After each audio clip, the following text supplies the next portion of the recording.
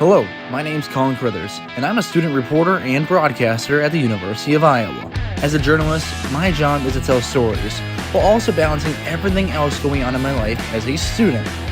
But no one tells our stories. So, my goal is to tell the stories of the student journalists, broadcasters, and storytellers all across the country. Let's walk the student beat. Welcome in. Today, we're walking the student beat with Jack Rachinsky of Penn State. Jack, how are you doing today? Doing fantastic. How are you doing? I'm doing pretty well myself. Thanks for joining me here today. Jack, if you don't mind, just giving yourself a little background for the viewers, the listeners, to learn a little bit more about you and this journalistic outlets you work with. Yeah, so I'm a junior, a third year at Penn State. My primary role is a sports director for CommRadio, which is our student-run internet radio station here at Penn State. We cover pretty much anything on campus that has a field, court, ice, pitch, whatever. We're calling games, doing it all. I announced for Big Ten Plus as well because our partnership with Big Ten Plus is through our station. I'm also involved on campus with After the Whistle, which is a high school sports show. So we cover local high school football in the fall in Central PA, and then do in the winter and spring basketball, wrestling, soccer, or not soccer, but lacrosse. Pretty much. We even did bocce last year, which was really interesting. Bocce sounds fun. Yeah, it's fun. It's kind of upstart in Central PA, but that was really cool to have a new sport to cover like that, and then baseball and softball as well in the springtime. I'm also with Penn State Sports Night, which is part of Penn State Network Television. So that's more of kind of having like a sports panel style show where we talk about pro sports. And then bi-weekly show, part of that's called Dear Old State Update, which the PSNTV has beat reporters that are around the campus and covering sports. So we get to host segments. I'm also a football insider for CommRadio. So I cover the football team. I write for the football team, write about the football team for the station. So we run some live shows with that as well. So Happy Valley Huddle is live on our airwaves Tuesday, Thursday from 1 to 2.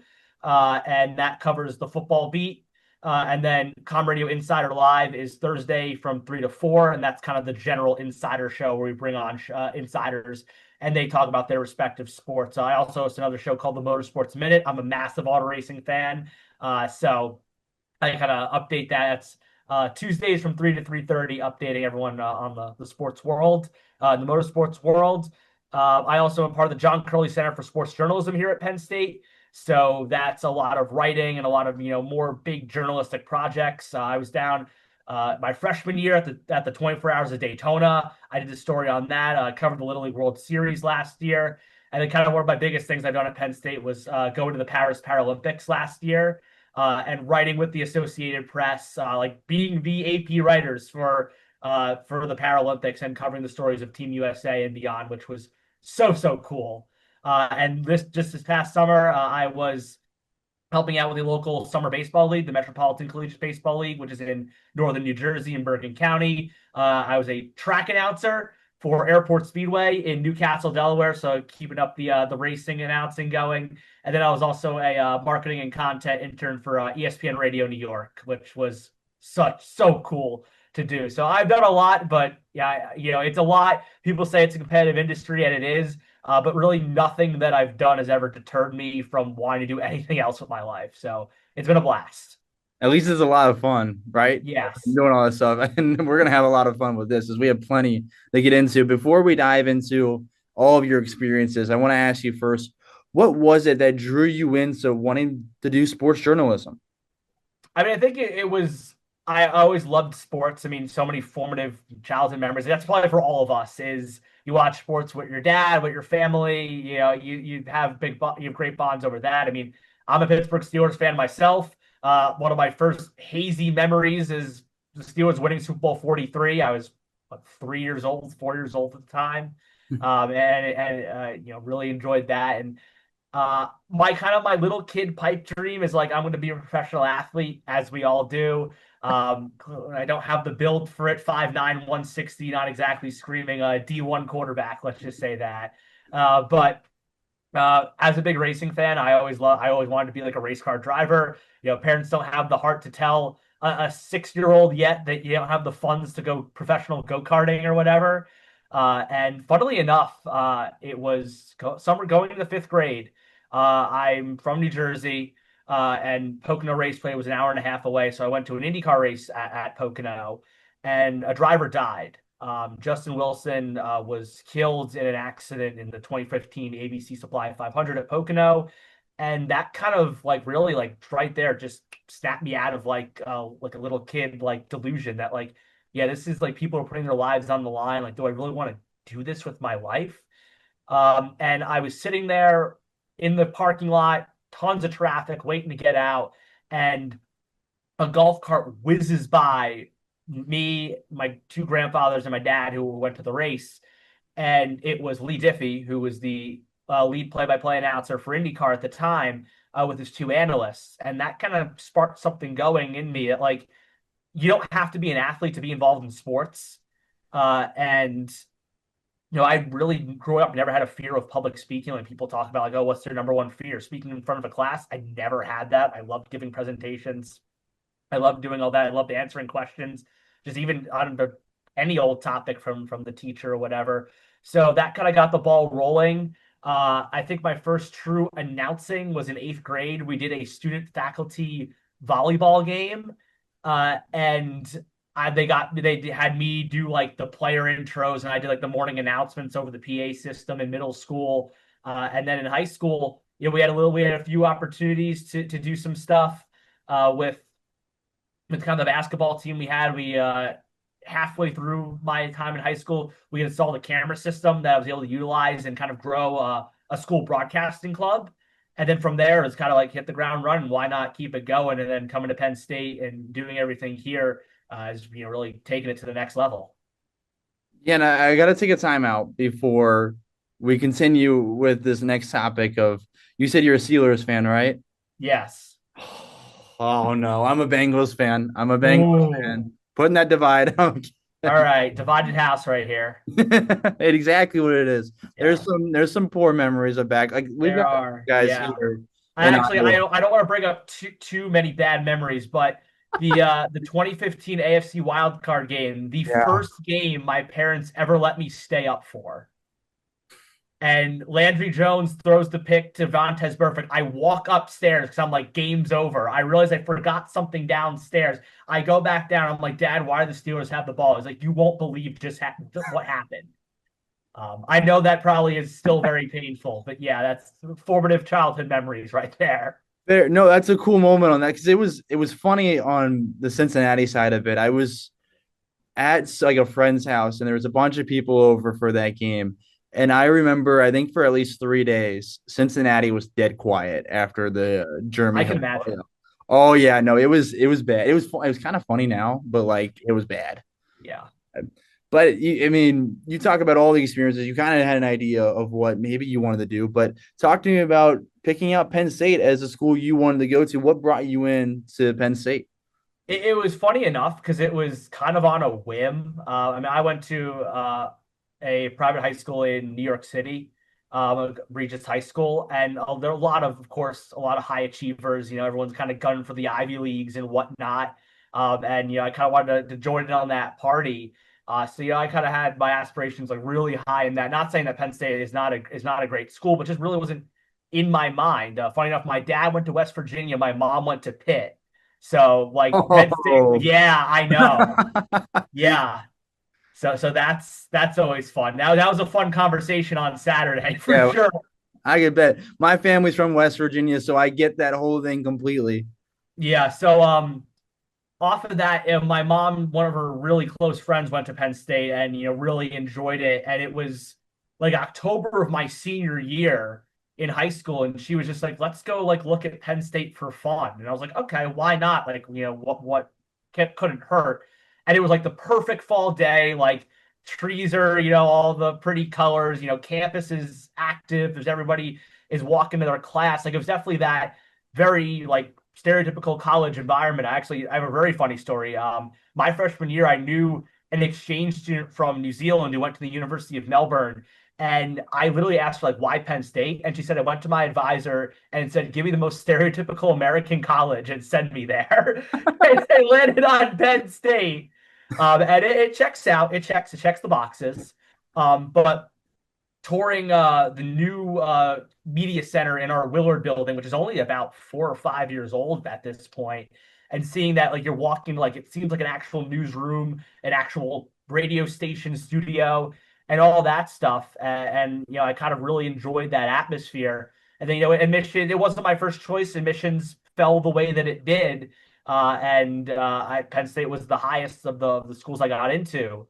So kind of went on that path, and I've really fallen in love, and now really have no regrets, which is what you want out of a school you pick. Absolutely. And it seems like it's paid off pretty well for you, It has, especially yeah. when you talk about everything you've done. And I want to start off with Penn State Radio Com. I mean, Football Insider, director there as well. Just for those that are listening that might not understand, talk about what that is and what you specifically are doing there. Yeah, so it's directing our schedule. So we're each put in charge of a schedule. It's usually one fall, one winter, one spring. So currently for me at the moment, I run our women's volleyball schedule, which of course Penn State National Championship. That's a very fun schedule to be a part of. So that's kind of we're sending out signups at the beginning of the year, like, hey, who wants to join the schedule? Who wants to be a producer? Who wants to be an insider and cover the team? And putting that all together, making sure our credentials are all squared away. We do weekly meetings where we have articles running about pro sports. We do podcasts, we do live shows based on kind of what's going on in the sports world, whether it's college, whether it's pro. We can pitch ideas. So it's kind of an active engagement with our community here at CommRadio. And then it's going out to games, making sure everyone's squared away. If people have questions, people have issues, they know that I'm a person they can call and have a trustworthy name that they can reach out to. And then beyond that, at our level, for some of the more experienced announcers, it's working with Big Ten Plus, working with athletics, and making sure that everything runs well. So it's really fun to kind of peel the curtain back and see how it all goes down on a day-to-day basis. Talk to me about your relationship with that and Big Ten Plus. How exactly does that work?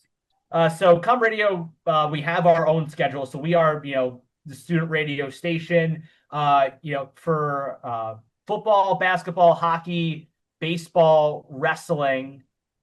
There are like actual radio teams of guys like Steve Jones has been doing, Penn State football for 40 something years now. And, Brian Tripp does hockey and baseball, and he's one of the rising names here on campus. But we supply another student radio thing. So some sports like softball and volleyball, we are the primary radio voice of those things. So we're a part of those schedules. And then for any games that aren't on linear Fox Sports, Big Ten Network at the football level, it's Fox and NBC and CBS, where we're supplying those announcers. So it's guys that made a name for themselves in terms of their broadcasting abilities, or in terms of sports that they enjoy. So we're trying to make it a bit more, specialized for kind of like you're doing one sport for Big Ten Plus kind of per year or per semester. So for me, I have really fallen in love with the sport of collegiate volleyball and follow it at a high level. So I've been involved with a ton of the Big Ten Plus calls, and that's really cool because if someone's tuning into that game, you're the voice they're hearing. It's kind of like as much as I enjoy the aspects of journalism, there is a little bit of self-pride in that, of course, where I see some social media posts and I'm like, that's my voice, guys. Look at me. One of the highlights for me was for postseason play that's on campus. You have an opportunity with ESPN Plus as well, because they cover a lot of collegiate postseason matches. So Penn State, being the one seed in the volleyball tournament, got to host all the way up to the Elite Eight in their bracket. And UNC and Yale was a game that was a part of the bracket in the round of 64, and that game was on ESPN Plus. So I got to call it. Well, ESPN, linear ESPN, was doing a show called The Fifth Set, which was kind of like Red Zone style, but for the volleyball tournament. And apparently I got a text from a friend's dad that was like, hey, you guys were just on The Fifth Set. Like, they like cut to your game. And I was like, pitch me, please. What is going on? And yeah, with that, like, we've had guys where it's like, let's go to Sports Center top 10, and it's some guy doing this, crazy play, and it's your voice in the background, or it's stuff like that, getting your name out there, and then developing relationships and making connections at that higher level, and also being able to tell a story through a TV lens where you have a team behind you. At CommRadio, as much as I love making charts and stuff, to have a team behind you in the athletic department here at Penn State is a whole nother level. And I think that's a big thing, a drawing part for Penn State and a ton of schools in the Big Ten. And of course, you can relate to this is no matter what you're doing stuff at, right into college that is getting national attention. That's getting stuff that is talked about in the national conversation. I mean, go look at Penn State football, talk about Abdul Carter and Tyler Warren last year. And I'm like, I'm writing that for my beat, but that's what the entire country's talking about. So it really develops a maturity and a level of professionalism very early on. And that's something that's truly invaluable. I think that at a program, like a Penn State, or you're in the Power Four competition, a Power Four school. Yeah, it's one of the things I think about when I think of Penn State. I think of how good the athletics are there, and it's got to be a cool thing to cover or call games with just Penn State athletics, especially with football. Yeah, exactly. Just in the Big Ten in general. I mean, you look at football, we've come up short the past 2 years, but the national champions, Michigan and Ohio State, have walked through our stadium. Juju Watkins is coming for USC women's basketball. Like the talent that, even if it's not on your team, the talent that's just coming through in the competition that Penn State is playing. I mean, just to get to say, I called this person in college is like something you'll hold on for the rest of your life. Absolutely, it is. And I want to ask about being a football insider as well, because I think some people hear about the professional side of it a little, to a certain degree, but what's it entail to be a football insider as a student journalist? I think it's you're doing a lot of the same things. I think it's great to have a pulse of someone that lives and breathes the sport on campus. And for us, we get a weekly media schedule, so it's a bye week, so a little bit different here for Penn State this week. But Monday at noon, we're in Beaver Stadium because James Franklin's got a press conference. So I'm going to be there. I'm tweeting out from our CommRadio account. Here's some of the quotes he had. Tuesday, Wednesday, Thursday, we have player or coaches Zooms. So whether that's Drew Aller, Nick Singleton, whether that's Andy Kotelnicki or Jim Knowles on a assistant side of things. Wednesday night is our open practice, so the media gets to go for 15 minutes, see what's going on, who's practicing, what drills are they running, and then we get time with James Franklin afterwards, and usually 4 or 5 players, and then we're writing articles on that. So we do a preview article, review article. You write a gamer, write a sider. Kind of articles on stuff you pick up on. Something I've been doing is doing more like history-based stuff, because I love kind of looking back through college football history. I did an article last year because Penn State played Oregon, who was number 1 in the country at the time. How many times has Penn State played the AP number 1 team? How many times have they played a claimed national champion in the entire history of college football? We played Villanova this week, so I did an article, how many Pennsylvania programs has Penn State played in its 139 years of history. And then I picked the 3 strangest, because early college football has the weirdest history. So I got to learn about the fact that there was a training camp in Allentown during World War I to train ambulance drivers to fight on the Western Front. And it turned out that people at the training camp, 15 of them were former collegiate All-Americans. So they formed a mercenary squad football team and played Penn State, Georgetown, and Fordham that year as a part of those schools' schedules. So it's crazy the stuff that you learn, and kind of it's great to have a pulse on what's going on and interacting with real people in the media landscape. And a lot of people have gone on to write for the outlets that you're working alongside, whether that's The Athletic, whether that's USA Today or some of the 24/7 sports, or even working with the broadcasting crews that come in, whether that's if College Game Day comes to town, or CBS, Fox, if they need runners, if they need things. Working alongside that and getting your name out there is very huge. So it's a lot of the same responsibilities as someone in the media world. You're covering the team. You're doing a lot of what they're doing. But at the football level, there's this expectation that you're constantly producing content, that you're constantly on top of things. So that really steps up your game, and it's great real world experience right off the bat. Absolutely, it is. It's probably some of the best experience you can get, especially while in college with football, especially the Big Ten thing you hit on perfectly. And I want to put this part out there. I heard your call of the Penn State Villanova game and the interception in that game as well. I'll Yes. give you some kudos for that. That Thank sounded you. really good. But we talked about Big Ten Plus a little bit and just broadcasting games. And I want to give you a moment to kind of highlight the benefit of what Student U is and like just what it does for students on Big Ten campuses. I mean, it's a great opportunity because I think back to that thing, like the real world experience. Yeah, there's a lot of opportunities you can do, but when you are the primary outlet that people are going to go to, if I'm going to watch the Penn State volleyball game on Big Ten Plus because they're playing the Big Ten team and it's not on linear TV, I'm clicking that on, and that's my voice. That's our production behind the scenes, working replay, working graphics, looking camera. So you have stuff on air and behind the scenes that you can utilize. And for me, it's really valuable to learn how to tell a story, to up your professionalism, knowing that it's not just a student radio broadcast, and not to knock it, but like you have so much greater of an outreach because that's the people you're going to primarily reach. So that's a huge thing, and kudos to Big Ten and Student U for the level of talent that you get to see. That I get to say I've called the national championship team, and it's I don't know what else to say. It's just a great opportunity across the board, no matter what you want to do. If you want to work in the sports world, it's a tremendous opportunity to get reps, to connect with people that are already in the industry, to connect with coaches. Because if you say, that saying, hey, I'm with TV, it's a very powerful thing. Again, I've been able to sit on production meetings, been able to talk with coaches to kind of form bonds that way. And that really opens up your avenue for telling stories and giving the fans information that you're not going to find in game notes. You're not going to find on a box score. That only you're going to realize that from you sticking your neck out and talking with these people that are in the industry and around what you cover. Yeah, that's probably my favorite thing about like before a game on Big Ten Plus, going down and talking to some of the coaches. Like we've got a few at Iowa that are like really outgoing, really nice to talk Of to. course.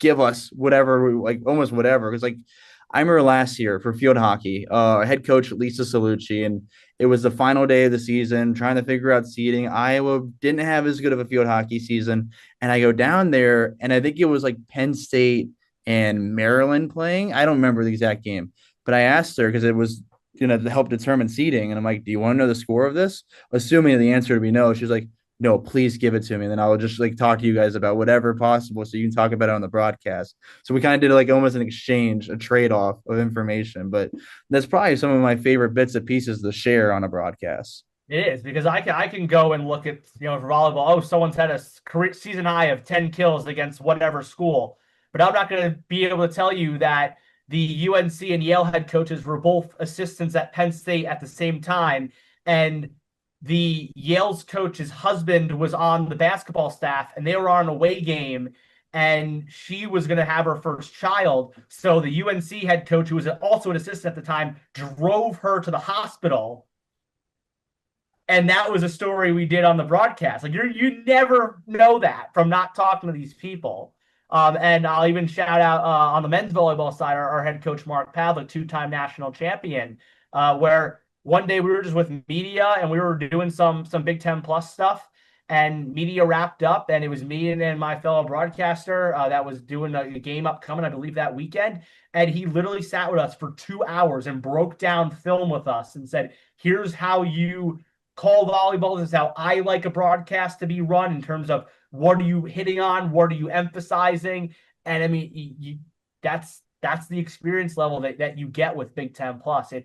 I can't recommend it enough. If you want to get involved and can find a way to do it, 100% do it. That's I would absolutely agree with that. 100% something to do if you're a student on a Big Ten campus, but also that's a really cool spot there. Getting down to break down a film with a coach. I mean, I don't even think most people get that experience, even with Absolutely Big Ten not. Plus. No, it's probably a rarity. Maybe even just a few coaches, just even at Penn State, maybe.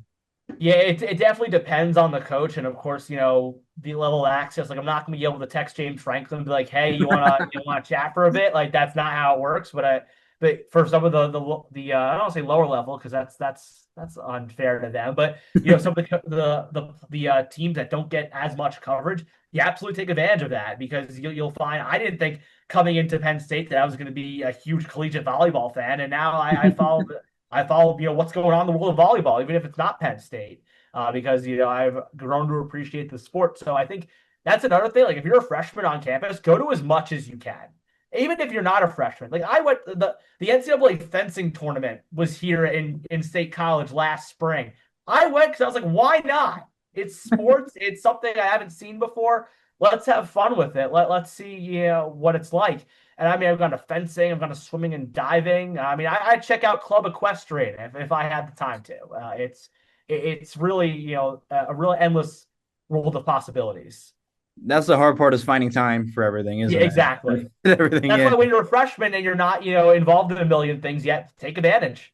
Absolutely. Take advantage of the time you have. I wish I would, like, I took advantage of it pretty well, but I wish I would have taken more. Like, I would have done a little bit more, especially that freshman year when I had that time. But maybe between whether it's student radio or Big Ten Plus, do you maybe have a favorite game that you've called? Maybe it is that UNC Yale volleyball game, but is there a game that's been your favorite? Ooh, this is tough. This is Probably really a tough. lot to go through. I would say I'd say favorite game, maybe not my favorite call ever. Two come to mind. Was Penn State taking down Nebraska in the regular season to claim to be co-Big Ten champions. To have that environment where I like threw my voice out that night because the rec hall was so loud. I literally couldn't hear myself in my headset. And like just the environment there was just unreal. And then being able to call the whiteout last year against Washington for CommRadio. I mean, there's no joke. When Zombie Nation plays and that team runs out there, the press box literally shakes. And I'm like, this thing's coming down. No better way to go, I guess. But yeah, I think those are two of my favorite like atmospheres and games. I would say this year, just the games that I've been able to call, because I feel like I've had 2 years of college play-by-play experience under my belt, and I've seen the hard work and the reps pay off, where I feel so much more comfortable calling games, more comfortable throwing in stats and storylines. The game's really slowed down, so yeah, I really this year I've been able to say that like my best call has been my last one, which is what you want as a broadcaster. And that's so I'd say this year I've had the most fun and most satisfaction calling games, but I'd say Nebraska volleyball, Washington football last year were probably my two favorite just straight up games to be a part of. A whiteout sounds sick. I mean, it's a bucket list item for me. I have to admit, that's been on my bucket list. I would love to be at a whiteout. It is so worth it. I'm so excited that 2 weeks it's going to be against Oregon, a kind of a true whiteout again, like best team, best matchup, best home matchup. Is going to be actually checking off a one bucket list. I will be in your neck of the woods October 18th, so Hey, I am coming out to Kinnick, calling that game for CommRadio. So I'm very excited to see the Hawkeye atmosphere. hey, let me know when you're in. We'll meet up and everything. But 100%. Hawkeye atmosphere is fun. I mean, I Yes. know it's not a whiteout, but that place gets rocking pretty well. Yeah, everyone talks about the big house, the shoe, Happy Valley. Kinnick's always in that 1A category. It's a very underrated environment. It's great, especially like being there, because I had always like being from Cincinnati. I'm not too close, and I watch it on TV, and I'm like, okay, it looks pretty cool. But being there, you really understand, like, okay, yeah, this place gets really loud. Like I've done both, like covered games on the field, been up in the press box, and being on the field for some of those games. Like I was covering the Cyhawk game with Iowa State at Kinnick last year, and I don't think I could hear myself on the field at one point. No, Yes. it's a very great environment. So hopefully you'll be pretty impressed with it, especially I think with the wave too, though, is something Oh that's yes. awesome. The wave is, I mean, it still gets me every time. It's a good view from the press box too. Awesome. Can't wait. It'll be it'll be a great one. Excited to hopefully, yeah, excited for when you come out here and everything. That'll be an exciting game too. Yeah, I know what the prospects of that game are. I know it's not likely for Iowa, but I think it's so fun to see. Like again, Penn yeah, State comes through. there's been a lot of talk. There are a lot of Penn State fans have some PTSD about Kinnick Stadium. So yeah, it's everyone's kind of circling it as I don't want to say trap game, but a game that I think it could be really sneaky good. Be careful. It's one you want to be careful with. You don't want to pass by Of it. course. Because I mean, Iowa still has a solid defense and everything. They're supposed Yeah. to have an improved offense. So I mean, but Penn State also is that good. Like Yeah. Penn State football is well, they're number two in the country for a reason. Like they're good. for sure. But we talked earlier towards the top of the show about one of the shows that you participate in after the whistle, and that just that's a TV style show, correct? Yes. So talk to me about because that's you're covering high school sports and everything. It's kind of how that intertwines with everything else you do, how it's different from the other jobs that you have. I think it's interesting because it's we're covering high school sports in the area, so I that doesn't get as much coverage as the Penn State football. So you're providing a platform where local high school kids and their families can see their highlights. So covering games from around the area, which is a lot of fun, especially in the fall, because my school didn't have football. I never got to experience Friday Night Lights as a high schooler. So to go out to games, whether that's State College or Altoona or wherever else we're at, and there's a packed house and a student section that's rocking, that for me was kind of like reliving a high school days I never had. So that was like a little bit personal for me. But the quick turnaround of you're going out to games, 7 o'clock kickoff, you got to film, you got to come back, you got to edit your package, and you got to get it on by 11:30 p.m. And that's like there's an adrenaline rush with that, getting ready, like the kind of that beautiful chaos of it is a lot of fun. And then, in the spring, a lot of it is kind of more long form stuff. We're doing longer stories. It's kind of a bit more laid back, but we're covering a lot more. Of course, a big thing in Central PA, wrestling is king. So we have a lot of guys that are big wrestling fans that go cover some of the best prospects in the world that are coming out of our area.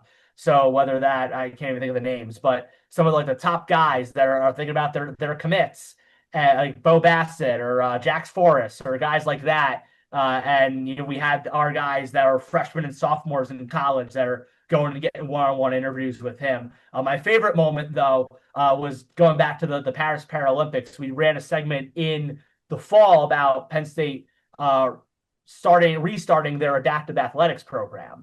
So we talked with a few guys that were kind of the first scholarship athletes to come out of that in the revamped program. So we actually did a live shot from Paris for the show. So my colleague and I, who's a fellow football insider, was on the Paris trip with us.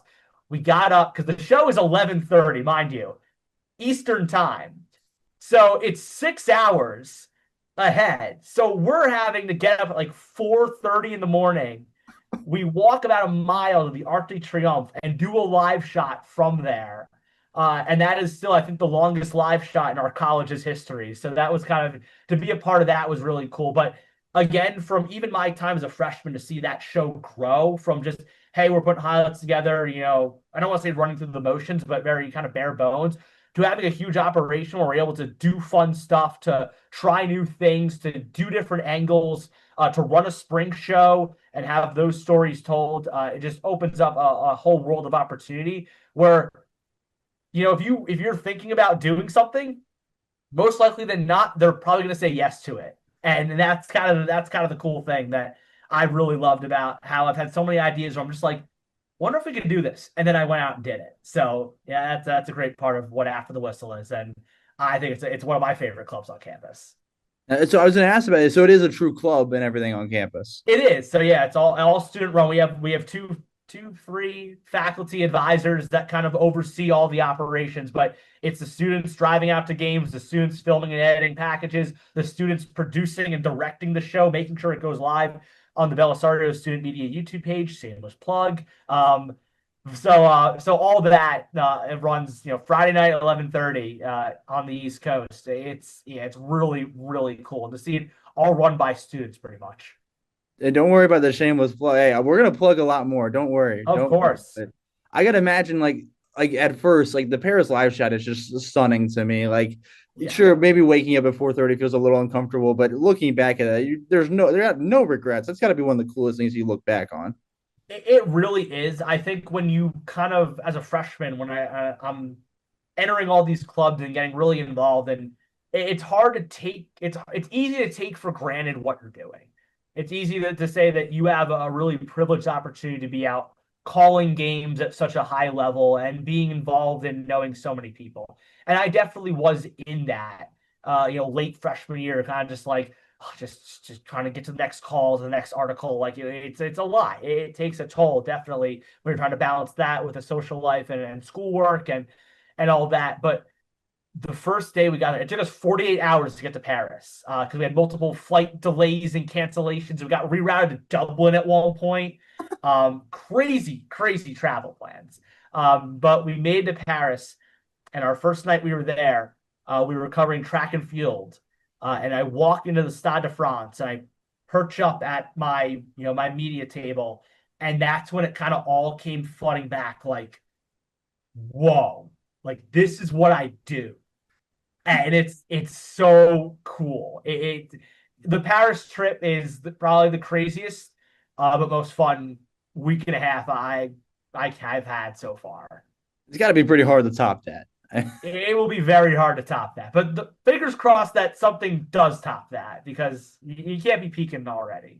No, absolutely. Something will top it. Don't worry. Something absolutely will top it. Maybe Kinnick Stadium. No, I'm kidding. Eh, Kinnick who knows? Stadium, Paralympics. Maybe. Say Iowa's the Paris of North America. I don't know. Maybe. I'll take it. You know what I'm coining? I'm gonna say you coined it. I'm gonna use that on our next show. We record. Please do. We have a show called Before the Kickoff. It's our weekly like pregame football segment that I co-host with Elise Scan. Shout out to Elise. But I'll find a way either on this show or maybe I'll wait for the Penn State week and I'll use it for that. Maybe I'll wait for Penn State and I'll use it on the show. All right. Here's some North America. Royalty free, by the way. Please use it. Okay, I got you. I'll still give you a shout and everything. Don't worry. Appreciate it. But because you mentioned like kind of the balance of things, and I want to get into that a little bit more, but I need to touch on this first, the whole wrestling thing. What's up with taking the whole thing away from Iowa at this point? You're taking away all the attention. I don't know. I'm not a wrestling fan. That's not my wheelhouse. But I don't know what it is. Cale Sanderson, he's insane at what he's able to do and recruit and train these guys, at a young age, and get them to the point where it's a fight for second. It's really like I'm even as someone that isn't a wrestling fan, when they have the BJC duel every year, when they pack the basketball arena, the environment is insane. I wish Gabe Arnold, held up on his word and did wrestle Carter Sirachi, but that's not my call.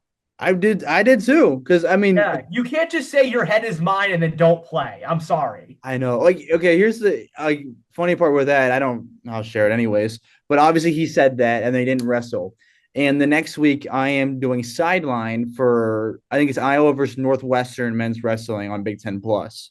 And I talked to our SID beforehand. I'm like, all right, am I able to talk to players after they're like they wrestle and everything? They're like, yes, you can talk to everyone except Gabe Arnold, aka don't send any more bulletin board material. Was the whole thing that's exactly what he sent out, and then he didn't wrestle. I don't know why. Yeah. I wouldn't be mad. I'm just saying, like, if you're gonna say something like that to one of the best wrestlers of our generation, then deliver on your word. You got to go out there and at least give him a battle or something. I agree. I wish that would have happened. I really did. Like, and the other thing is, like, I'm not even the biggest wrestling fan either. I just know how massive it is here in Iowa. And the first, like, I've gotten to know enough of it where I can cover it pretty well. And the first wrestling match I covered here at Iowa was Iowa Penn State at Carver Hawkeye Arena. So I step in, and the best way I can describe this to people, because Carver Hawkeye Arena, like, how the big house is set up to where you just go straight down. That's Carver Hawkeye. You walk into the top of it and it goes straight down. So all the noise comes down over top of you, and it's the way it's built, the noise just rattles off of everything. Mm-hmm. So the way I describe it is like you put in AirPods, like a YouTube video of the loudest crowd noise you can get, turn it up all the way, and then you still need a few more decibels before you reach what we were. Because I could not hear the person that was sitting next to me at all while I'm covering this on the mat. It was insane. Like, the way I think about it is like basketball, like they packed that. But if you're going to a wrestling match, you probably love wrestling. So, like, you're going to be even more excited for everything happening on the mat. 100%. I'm assuming that's probably the same over at Penn State, too. It is. I mean, the kind of the running gag is at the Bryce Jordan Center. It has the same ambiance as a Costco warehouse for basketball games. Uh, doesn't exactly help that the team is not exactly the best. It's funny. Penn State is great at pretty much everything but basketball. It's very funny how that works. But yeah, the biggest thing at the BJC every year is when the wrestling duel comes in. And it's just, I was like, they're like, oh, we have student tickets. I went there 75 minutes early, and like, we're sold out. Go away. Like it was, you couldn't find a seat. It's unreal. The spectacle of it, of just, they shoot the fire out when the players walk out and all this. It's crazy. Even as someone that is a wrestling fan, you can just sit there and just admire. You can admire a good show.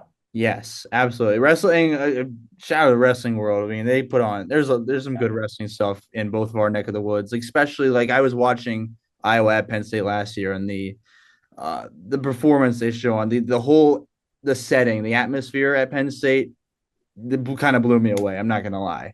Yeah, I like their whole set. I like the whole setup. I like the lighting. I love the fire, and I love the whole crowd on the like court pretty much as well. Yeah. That's a great look. But I mean, we mentioned earlier about balancing everything.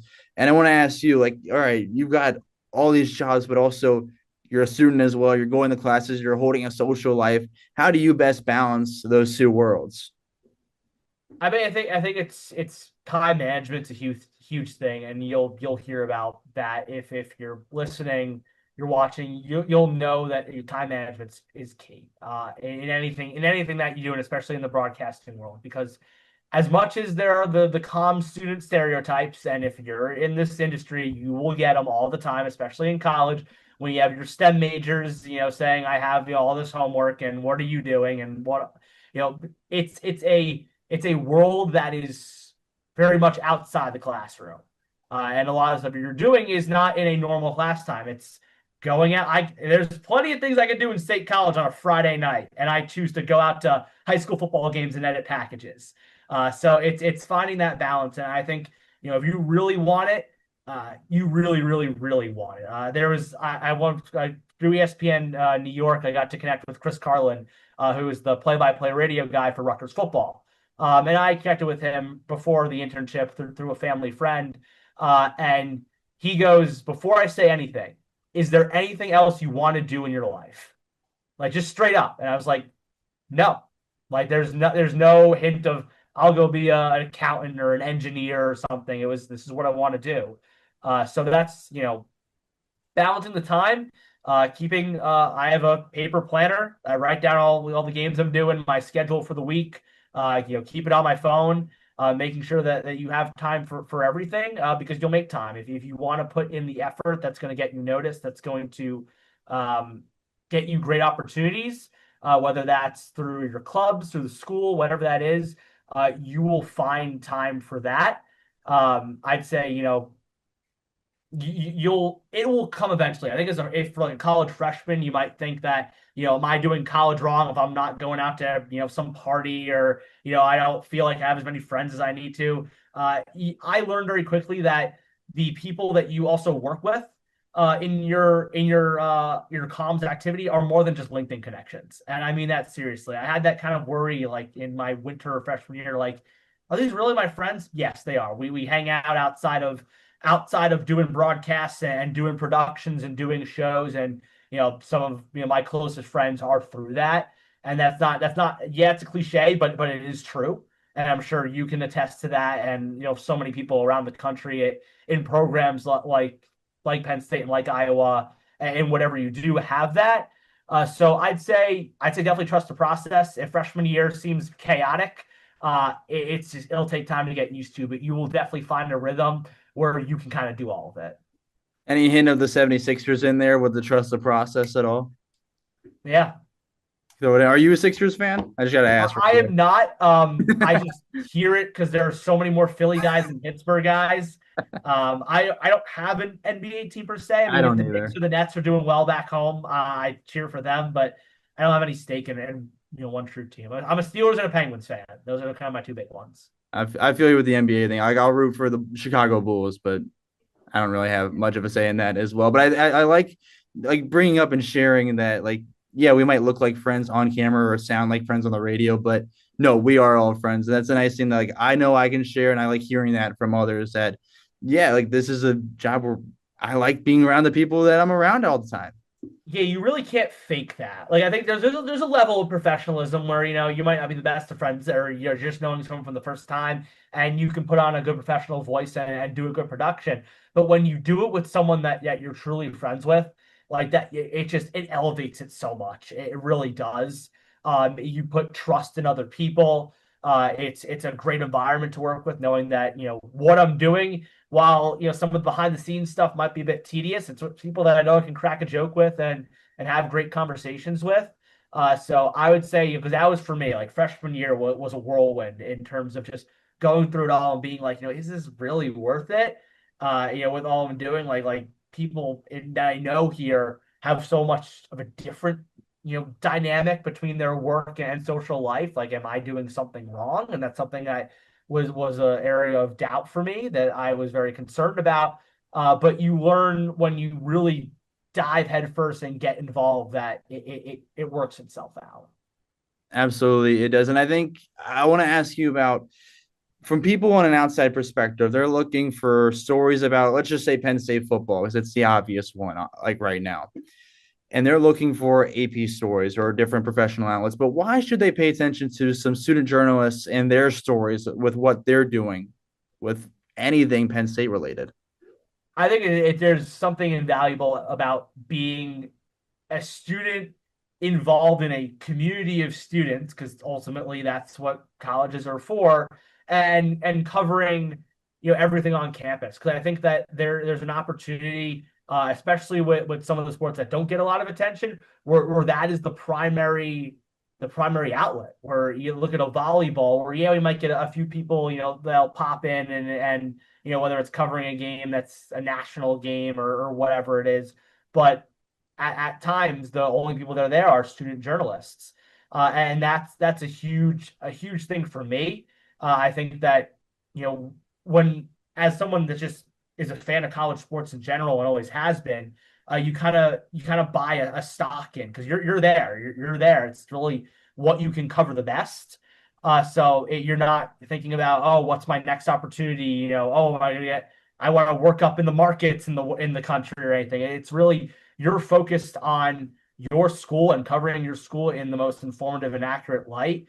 And I think that's something truly invaluable, even if you're not at that tip top shape of a professional level. There's something of a charm of really living and breathing the campus life, and being involved in some stuff that really isn't even tangible as well. Absolutely. It is a nail on the head right there with that. I love the whole idea about the campus community being a community of students and you're telling the story among a community of students. I really like that point there. And I want you to take a moment to think about everything we've talked about, all of your experiences, and now think back to when you were a kid and you saw those the play-by-play analysts driving by on the golf cart next to you, and that's when it kind of sparked. What would you tell that kid after knowing everything you've done? What would you tell him if you go back in time? Wow. I'd tell them some lottery numbers, some predictions for future championships. So maybe win a few bucks. I'm kidding. I think for 10-year-old Jack Rachinsky sitting in the back of a 2008 golden Subaru, as he was sitting in the Pocono Raceway parking lot, it is just you have no idea what you're about to get yourself into, and I mean that in the best way possible.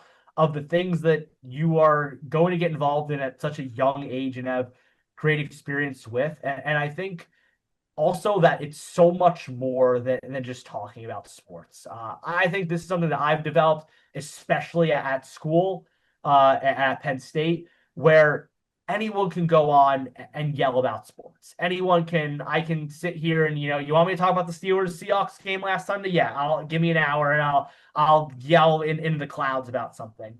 But you're going to school to be a broadcast journalist at the end of the day. There's something you're studying there, and there's certain values that you follow, certain codes that you follow, and a certain way that you conduct yourself.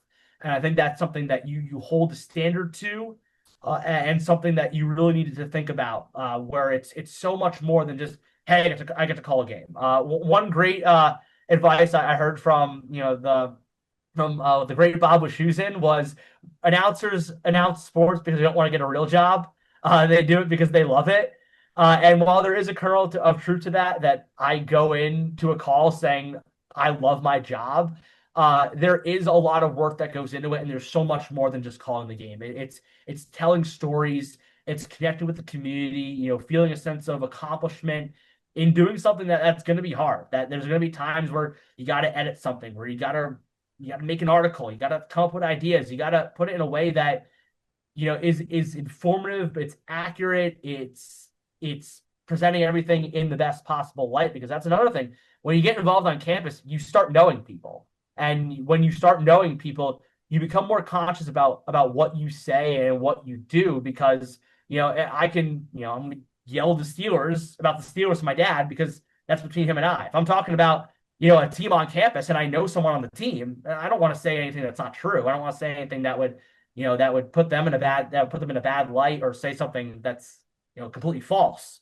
So I think that for me, it's follow what you want to do. It's it's a great opportunity, but also at the same time, it's so much more. And that's kind of the beauty of it, that we're being trained to be storytellers, and that at the end of the day, anyone can put on this microphone and yell into the void for an hour. But it takes a special art to be creative with it, to be entertaining with it, and to do your duty as a journalist at the end of the day.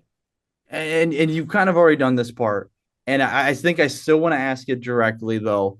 With all the experiences you've had, you've kind of already mentioned the trust the process, advice, and everything. But if you had one piece of advice for someone who was entering college, who wanted to get into sports journalism, you had one thing to tell them, what would be your biggest piece of advice?